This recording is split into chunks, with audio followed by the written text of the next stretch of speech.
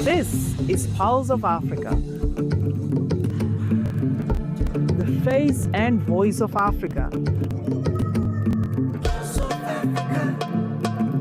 The story of resurgent and burgeoning Africa is here, only on the Pulse of Africa channel.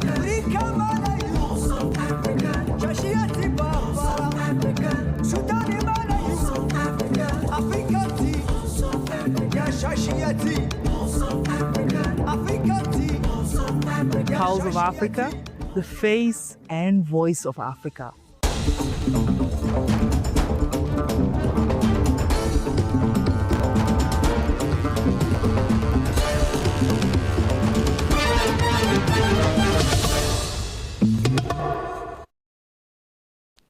Hello, I'm Gamichi Samandida, your host for the news this hour. Stay tuned. We'll start with West Africa. Burkina Faso, Mali and Niger have launched a unified regional force aimed at strengthening security cooperation in the Sahel. The force was officially inaugurated during ceremony at an Air Force base in Bamako, Mali. Mali's military leader, General Assimi Goïta, presided over the event, which marked a new step toward deeper political and military integration among the three junta-led countries facing persistent Islamist insurgencies. The force is expected to comprise about 5,000 troops and will conduct joint operations to counter security threats across the region, according to earlier statement by Niger's defense minister. Burkina General Douda Traoré has been appointed commander of the force, which will be headquartered in Niamey, Niger.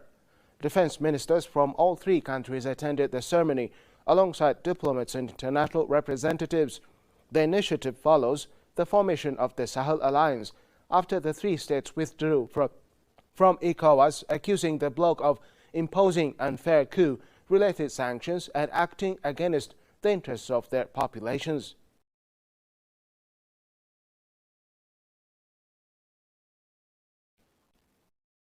The Libyan embassy in Jordan has held talks with the Jordanian Civil Aviation Regulatory Commission on strengthening bilateral cooperation in civil aviation. Libya's Chargé d'Affaires in Amman, Moussa Degali, met with the Commission's chairman, Daleh Al-Farajat, to review the strategic partnership between Libya and the Hashemite Kingdom of Jordan. According to a statement published by the Libyan embassy, discussions focused on enhancing coordination between the two sides and expanding areas of collaboration. Both parties stressed the need to develop technical and operational cooperation frameworks that comply with international aviation safety and security standards. The meeting highlighted the shared goal of advancing mutual interests and deepening ties between the two brotherly countries in the civil aviation sector.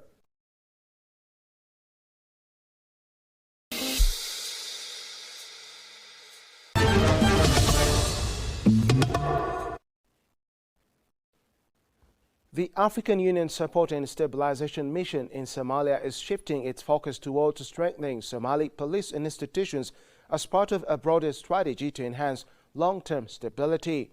AUSOM's Special Representative Ambassador El Haji Ibrahim Dieng announced this shift during the 82nd anniversary of the Somali Police Force in Mogadishu. Ambassador Dieng emphasized that Somalia's future security hinges on the development of capable, accountable police institutions that adhere to professional policing standards. He noted that AUSOMS is committed to supporting reforms that ensure a police force that meets the public's needs. This change marks a shift in African Union peace operations, moving away from short-term security interventions towards the creation of robust state institutions and the rule of law. AUSOM highlighted the importance of strengthening Somali police institutions to support the Somali-led security transition and contribute to long-term stability. Success, however, will require close coordination between the federal government of Somalia and international partners. The Somali Police Force, founded in 1943, has been instrumental in stabilizing the country, particularly following the civil war, and remains a key player in Somalia's security landscape.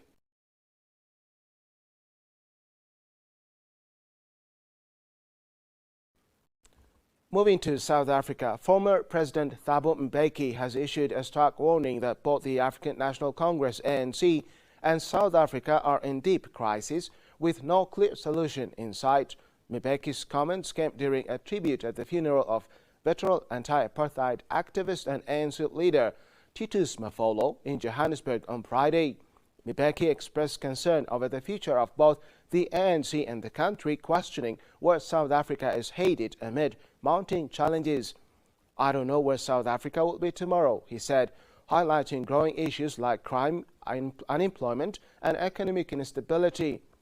Mafolo, who passed away at 69, was remembered as a principal leader and a key advisor to Mbeki during his presidency. His death comes at a time when the ANC is under intense scrutiny for corruption, poor public services, and an economy in decline. Public frustration has been manifesting in protests, lower voter turnout, and losses at the polls. Mbeki called for a return to ethical leadership and a focus on nation building to honor Mafolo's legacy. He emphasized that South Africa's systemic issues created under ANC rule need urgent attention and leadership to overcome. With the country facing multiple crises, Mbeki urged leaders to reflect on how they can steer the country out of its challenges, underscoring that Mafolo's leadership would have been crucial in navigating these troubled times.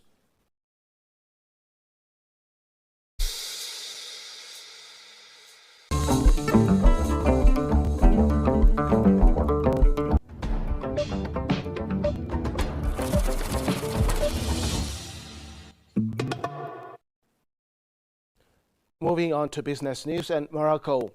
Morocco's leading port operator Massa Maroc has made a significant move into the European market by acquiring a 45% stake in Spain's Boluda maritime terminals for $93 million. The deal, pending government approval, gives Massa Maroc controlling stake and voting rights in RMT, one of Spain's largest port operators. BMT operates across 9 ports in the Iberian Peninsula and Canary Islands, handling over 1 million TEU annually. The company specializes in cargo transport between Spain and the Canary Islands, with a strong presence in the perishable goods via reefer containers. Massa Maroc's acquisition is part of its broader expansion strategy to strengthen its presence on both sides of the Mediterranean. It also enhances its influence in the growing Morocco-Europe trade corridor and could provide rail access in Spain, as BMT's sister company, Boluda Shipping, recently acquired a rail freight business in the country. In addition to its European foray, Massa Maroc has made major expansion strides in Africa.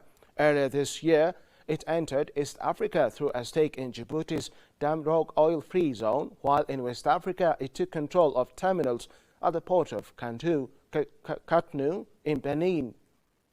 Massa Maroc now operates 34 terminals across 20 African ports, solidifying its position as a key player in both regional and global logistics markets.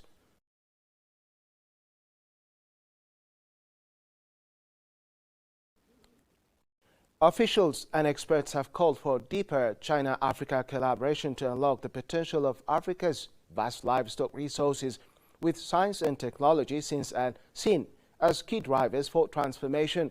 The call was made at the Forum on Science and Technology for African Animal Resources Management, held at the African Union AU headquarters in Addis Ababa, Ethiopia. Moses Vikati, AU Commissioner for Agriculture, highlighted the strategic importance of livestock farming for Africa's food security and trade. He warned that without transformation, the sector could hinder local industry growth, limit job opportunities, and reduce incomes for pastoralists. The forum, jointly organized by China's AU Mission and the AU's Inter-African Bureau for Animal Resources, aimed to foster collaboration between African and Chinese experts. It focused on knowledge exchange and technological advancements to enhance Africa's livestock sector. Jiang Feng, head of the Chinese mission to the AU, emphasized China's success in improving production efficiency and technological innovation in livestock farming. He called for stronger cooperation in areas like government policies, technology exchange, and market-driven partnerships. The forum showcased China's advanced technologies, including AI-driven smart farming, zoonosis prevention, and biosafety vaccine factory designs as potential solutions for Africa's livestock challenges.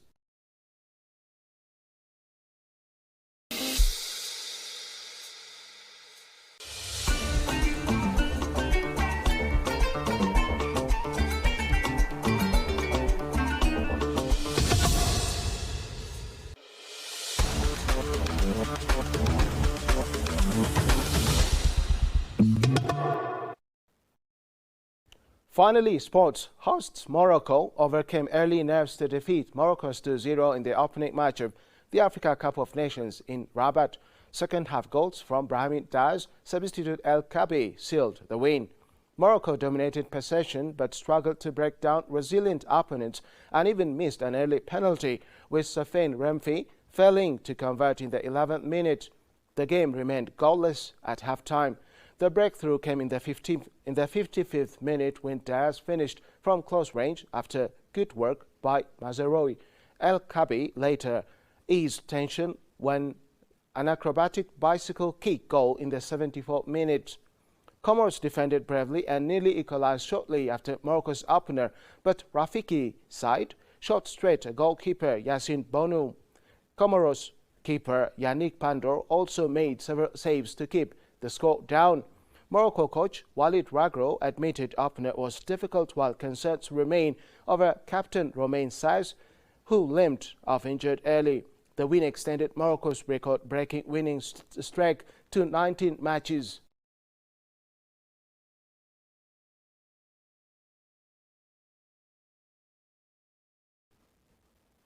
Now let's take a look at the weather conditions across Africa.